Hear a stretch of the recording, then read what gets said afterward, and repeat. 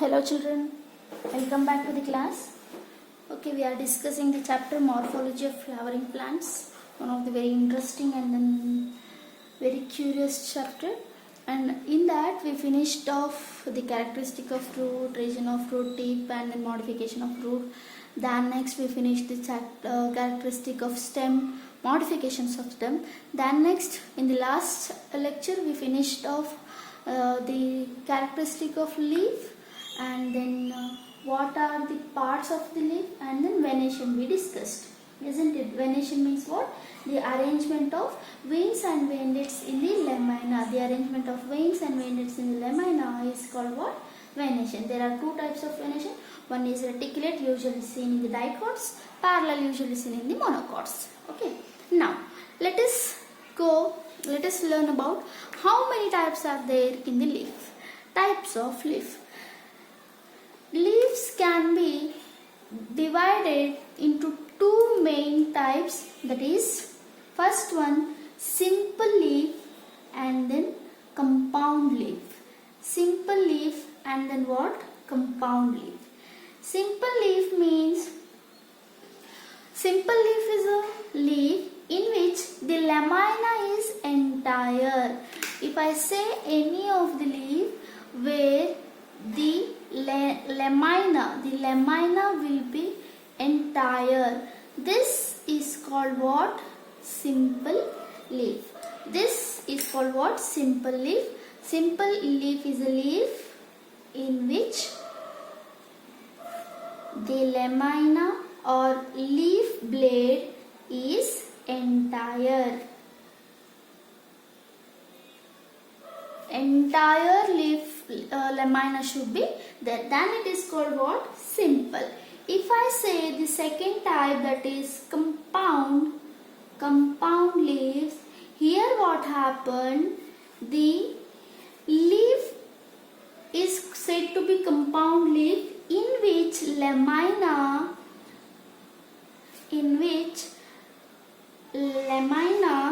gets divided. Gets what? Divided into distinct segments. Okay, whatever the words I am going to pronounce, please be careful that segments, or I can say them as leaflets. Okay, if I say this is compound leaf, then what happens? The lamina will be not entire, it will cut into segments. It will be cut into what? Segments. Then it is called what? The compound leaf. And here this overall leaf is called what? Now it is leaf, it is called. And these are called leaflets. These are called what?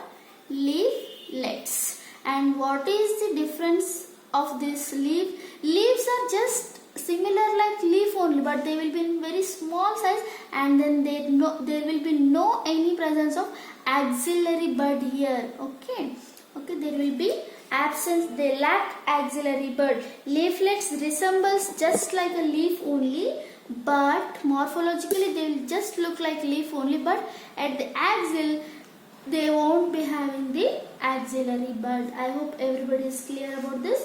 This is about compound leaf. Best example I can give you the neem. Okay. Again in the compound leaves many types are there, children. Those types are, first one, types of what? See, again in the types of leaf we are discussing types of compound leaf. Don't get confused. Types of compound leaves.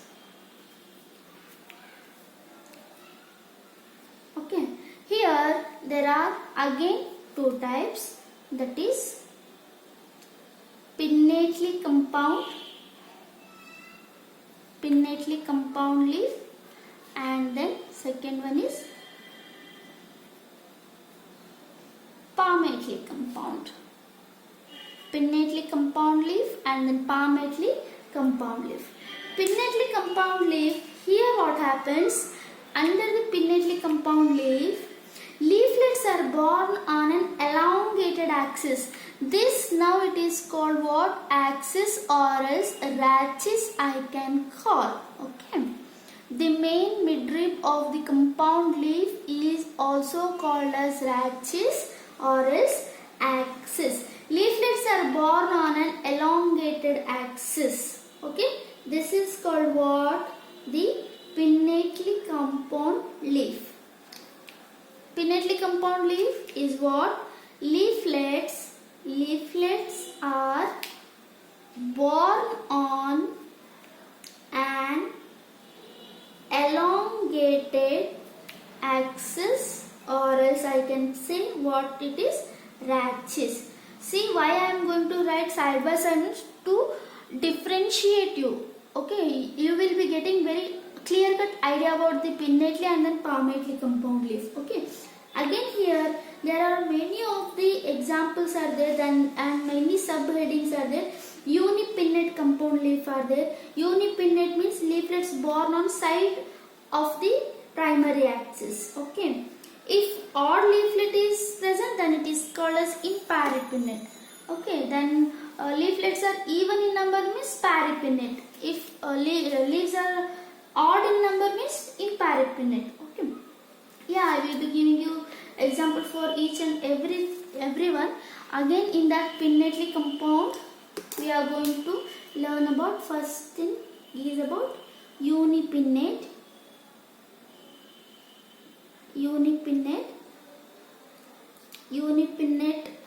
compound leaf. Unipinnate compound leaf means what? Here leaflets are born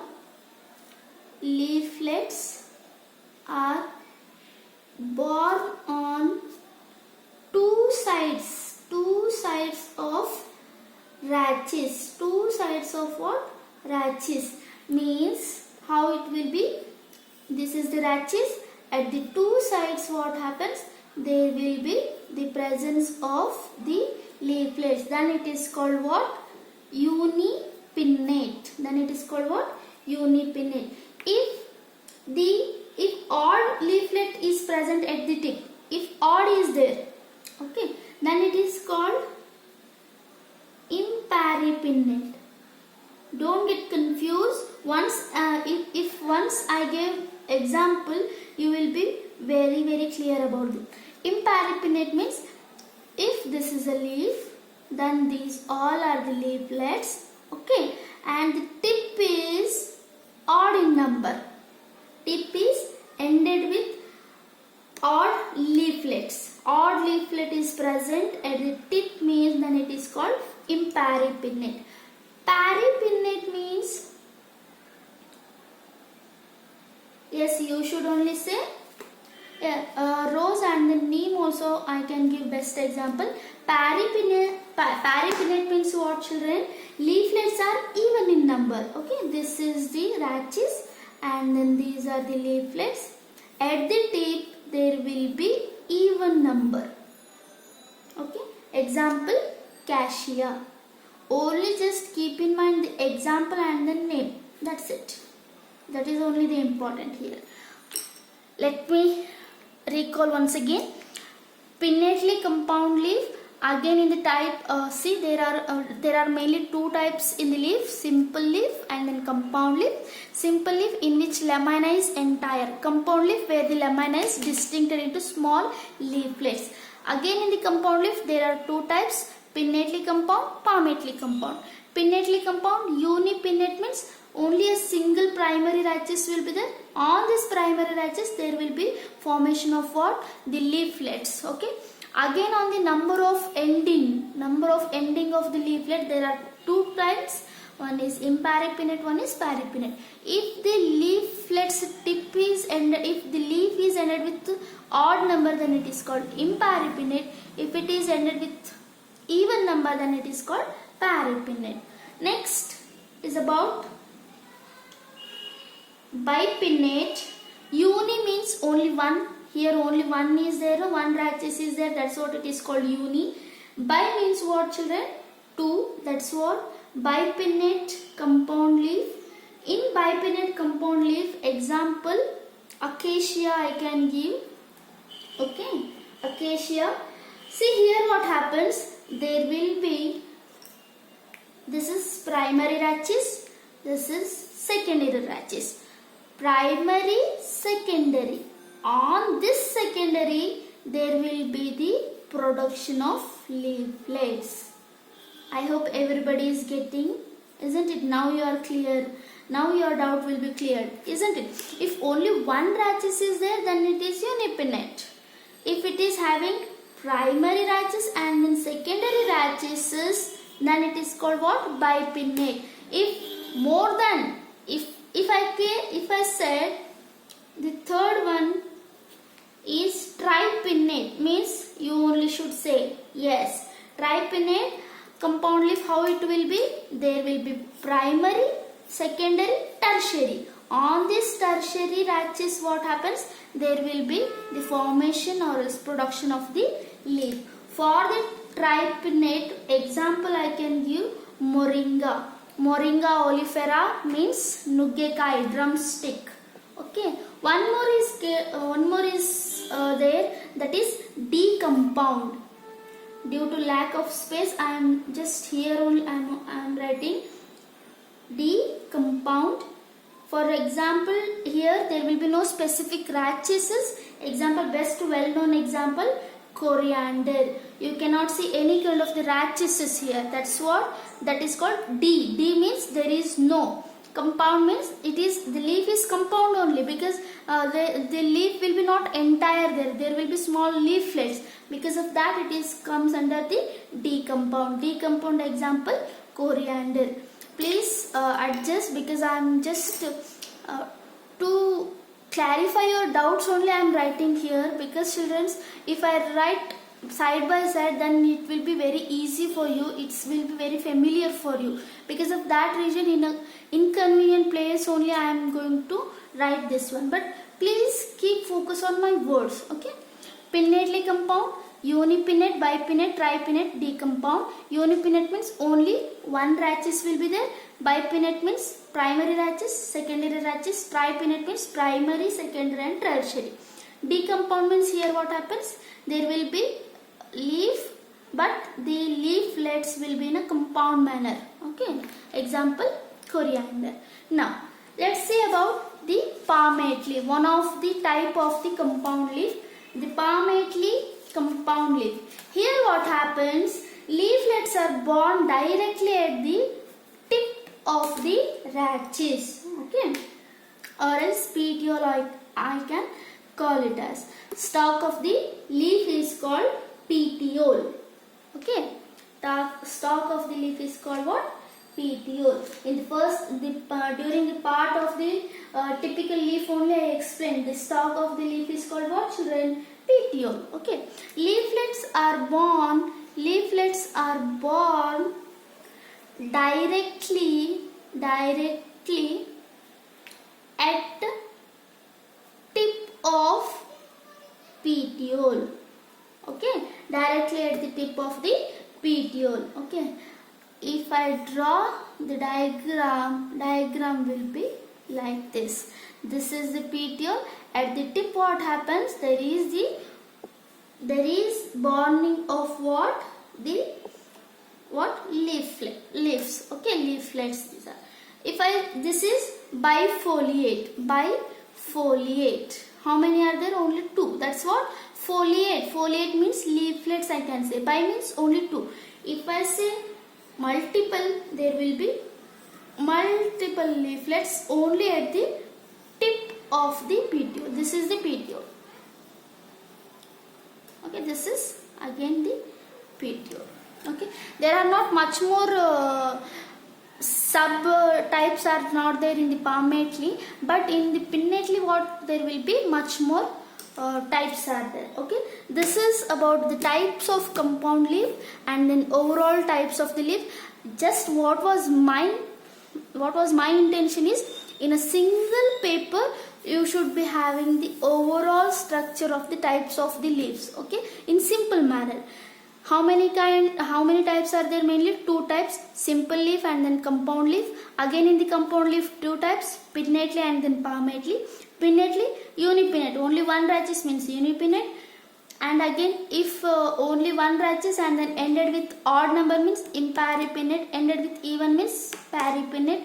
If there is primary and then secondary, on the secondary if the leaves are borne means bipinnate, primary, secondary, tertiary, on the tertiary if the leaves are borne means tripinnate compound leaf. Okay, is that clear? I hope everybody is clear about this. Yes, next children, we are going to discuss about a very important thing, that is about for your exam point of view also it is very important, because many of the times for the 2 marks and then 3 marks many times they are asked about this. Okay, next, if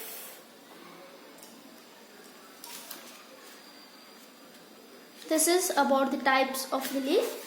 Next, let us discuss about, okay, for your convenience I hope this is clear. I made the chart of the types of the leaf. You can go through, you can follow that one. Okay, with examples I wrote. Okay, in simple words I am going to explain here. See, leaf is divided into simple leaf and then compound leaf. Again the compound leaf, pinnately and then palmately.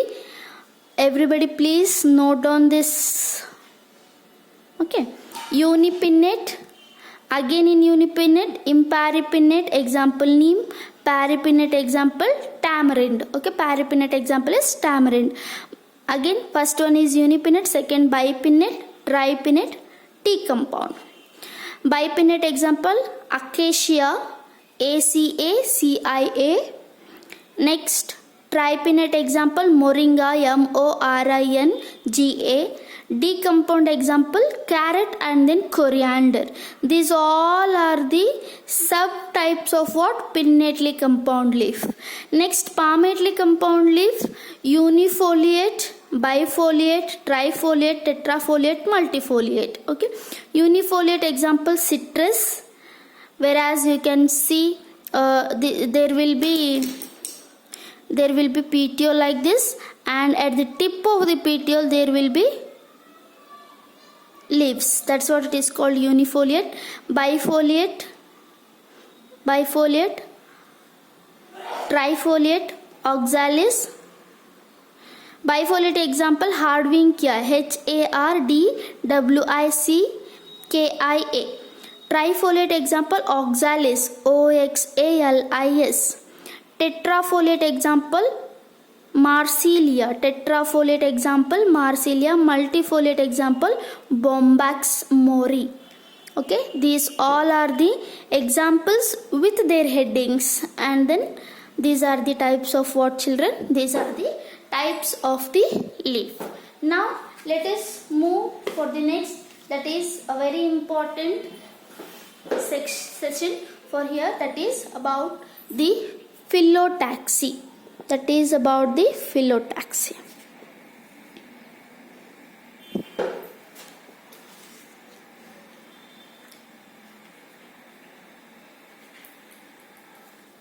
Phyllotaxy. Okay, what is actually phyllotaxy? Phyllotaxy, here it is a pattern of arrangement of leaves on the stem or else the branch. How actually the leaves are going to be born, how that pattern itself is called what? Phyllo means what? Leaf. Taxy means steady or else arrangement, I can say. Phyllotaxy, it is the pattern. It is what, children? Pattern of arrangement. It is a pattern of arrangement of leaves on the stem or branch. This is very simple definition of phyllotaxy. Please be thorough with this, because phyllotaxy may ask for 3 marks. Its definition and then type. If only definition asked, it will be for 1 mark. Phyllotaxy, it is the pattern of arrangement of leaf on the stem or else branches. Now let us see how many types are there.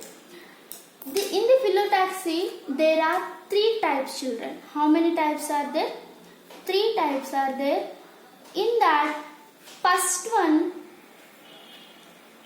alternate phyllotaxy.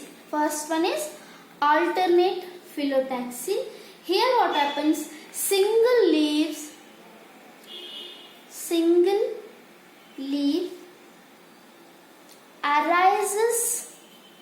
arises at each node. Okay, each node in alternate manner. That's what the name is called, alternate phyllotaxy.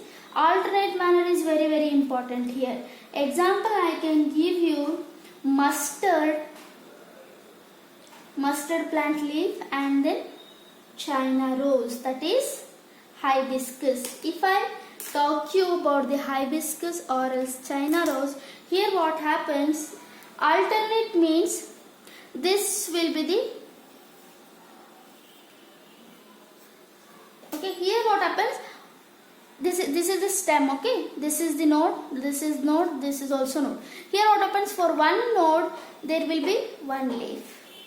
Next, there will be alternation. Next, yes. I hope next will be left or right. Yes, that's good. Left. That's what it is called, alternate. Okay. Next, you should only say the second one is opposite. Opposite. Anybody can guess? Yes, very good. Here what happens, children? A pair of leaves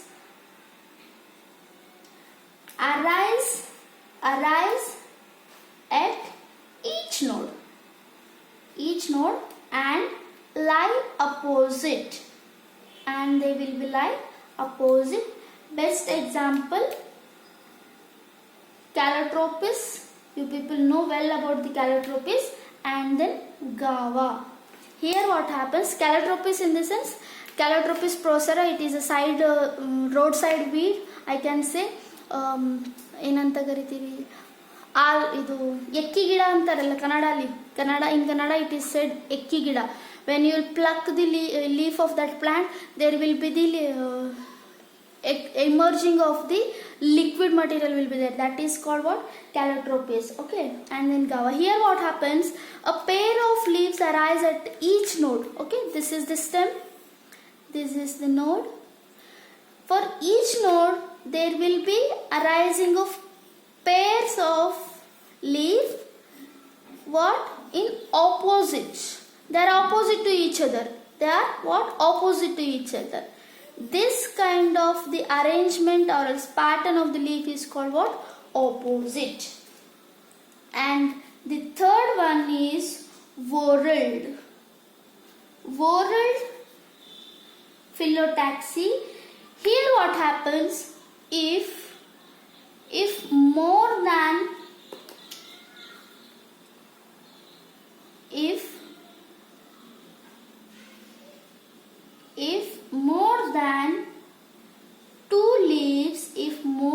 two leaves arises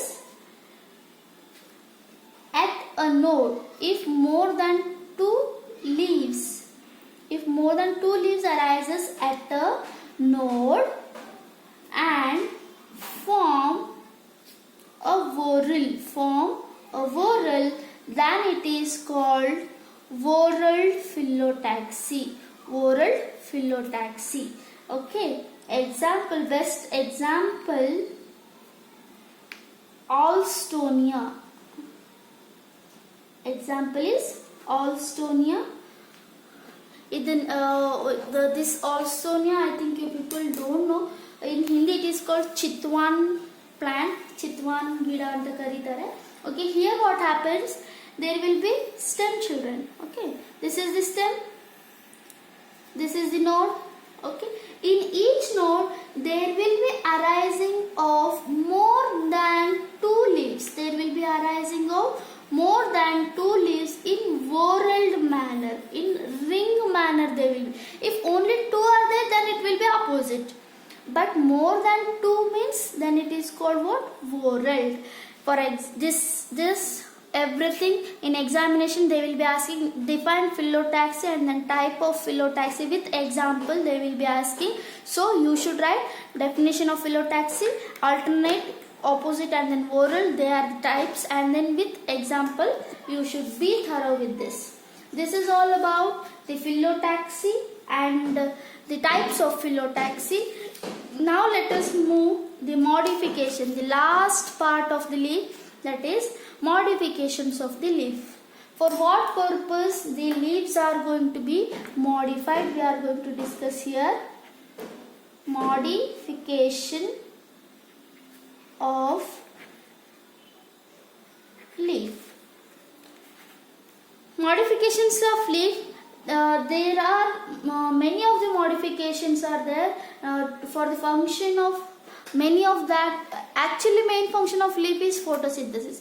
If leaf is modified rather than the photosynthesis, those all considered as modification of leaf only. If any of the leaf is showing any of the modification to perform any of the function rather than or other than the photosynthesis, those all are under the modification of leaf. Under that, first one is leaf tendril. Leaf tendril. I think you people remember already during the stem modification we heard the word tendril, stem tendril it is. If the wire-like structure is born with in stem means it is called stem tendril. Leaf is modified into wire-like or else thread-like structure, green-like structure means then it is called leaf tendril. In simple words I am going to explain you. Okay, leaf tendril. Here what happens? Leaves are modified into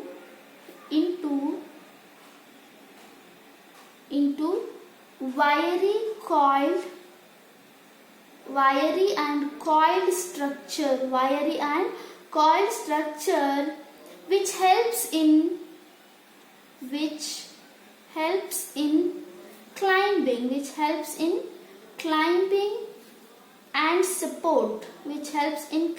and support, it is called what? Leaf tendril. Best example, pea plant, that is Batani you can also say. Here what happens in pea plant children, there will be the very fine formation of tendril, leaf tendril you can see. I can draw it for you. See how it will be. There will be leaves here at the end or at the bottom as it is acropetal manner. These are the leaves. Okay. When it comes to the end, there will be no leaves only. Okay. These leaves are modified in the form of what? Tendrils. These are what? Tendrils. Why they are modified? They will be coiling around they are going to coil around the other plant for the climbing and then for the support purpose. This is the wire and then green wire like coil structure which is called tendril. Best example is pea plant. And the next one, that is second one, leaf spine. Thorn is different and then spine is different. Keep in mind, we discussed about thorn in stem. We are discussing spine in leaf. Okay. This is, it may be entire leaf or else it may be a stipule also modified into spine. Spine is a sharp and pointed structure. It is sharp and pointed structure, children. A best example I can give you, Opuntia pappus felli I can say. Okay, Opuntia will be just look like this. Okay, a rough diagram I am drawing. On this there will be, these all are nothing but what? These are the spines. Okay.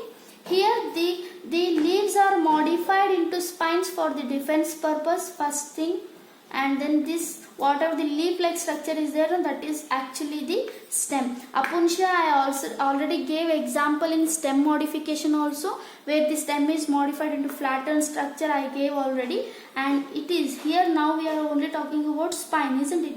So that I am again giving Apuntia as an example in leaf spine. Okay. Next, the third modification is about storage leaves. This is very well known for you all.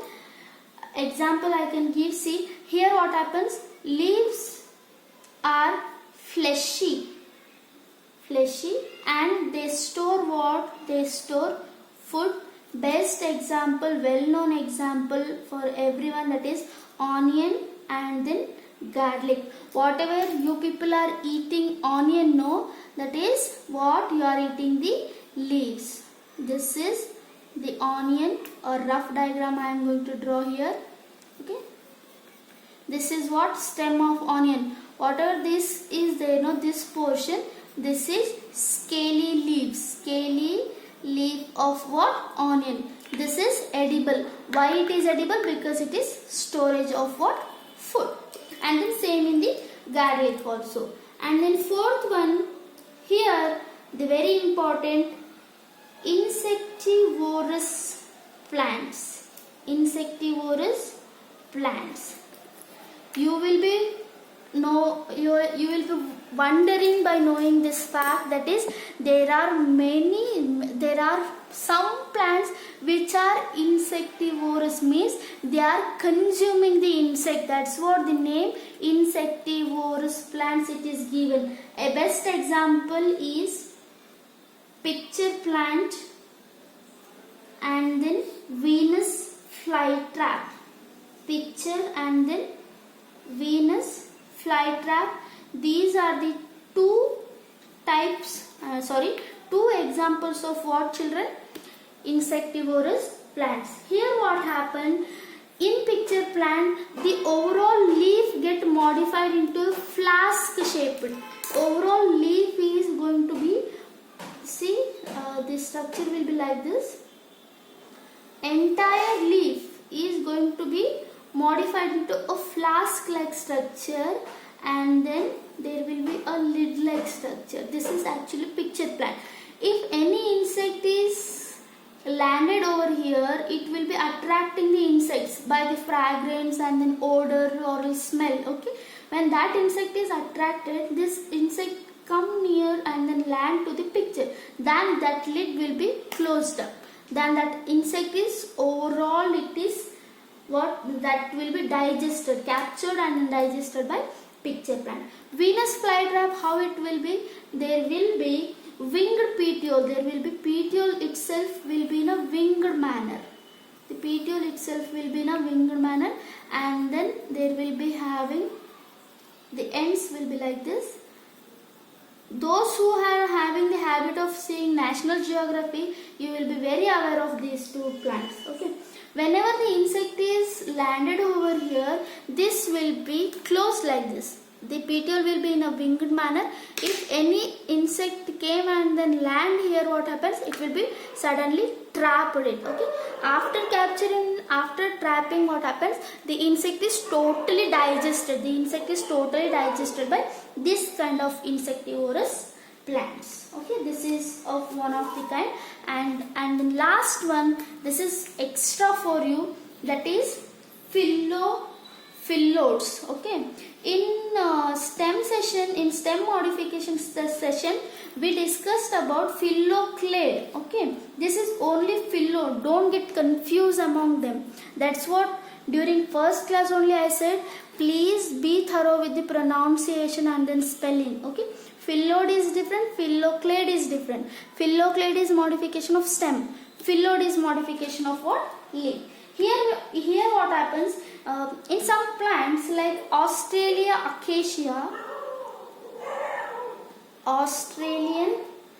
acacia, what happens is the leaves are small and then short-lived actually.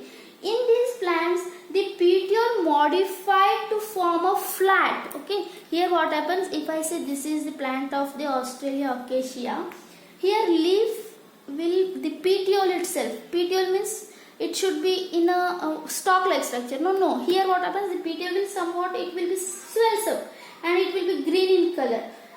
It will just looks like leaf, but it is not a leaf. After this, there will be the formation of the leaves. These are actually the leaves. Leaves are short-lived here, and this is what petiole. It will be green in color. Due to this, it can show what? Photosynthesis. Photosynthesis. After this, when the leaves are going to fall off, as they are the short-lived, then only the petiole remains. This is called what? Phylloclade. Phyllodes. This is called what? Phyllodes, which perform the function of photosynthesis. These are known as what, children? Phyllodes. Can I write the definition for your sake? Yeah, I am going to write here. In some of the Australian acacia, the leaves are what? The leaves are small. Leaves are small and short-lived. Okay, they are short-lived. Here what happens? In these plants, the petiole modify to form flat and green colored leaf-like structure. This is not actually leaf. It is leaf-like structure. Okay, which performs leaf-like structure, which performs photosynthesis. They are called what? Phyllodes. Okay, this is about the modification of leaf, children. How many I said? 1, 2, 3, 4, 5. 5 modifications we discussed. Leaf tendril, spine, storage of leaf, insectivorous, and then phyllodes. Leaf modified to get extra support, those are called leaf tendril. Example P. Leaf which is modified into a small spine, sharp pointed structure, which is for defense purpose. It is example Opuntia. For the storage, to store the food, if the leaf is modified, then it is called storage of leaf. Example onion and garlic. Insectivorous plants, for their nutrition purpose, the plants itself modified into insectivorous, where they are trapping insects and then they are consuming it. Phyllodes, here what happens? It is a flat and then leaf-like structure which is showing photosynthesis. For the photosynthesis purpose, here the leaf is modified. I hope everybody is clear about this. This is today's class. We discussed about type of leaf and then phyllotaxy and then modifications of leaf. Okay, we are winding up with this class. For the next class, we are getting some more knowledge about this chapter. Bye. Thank you.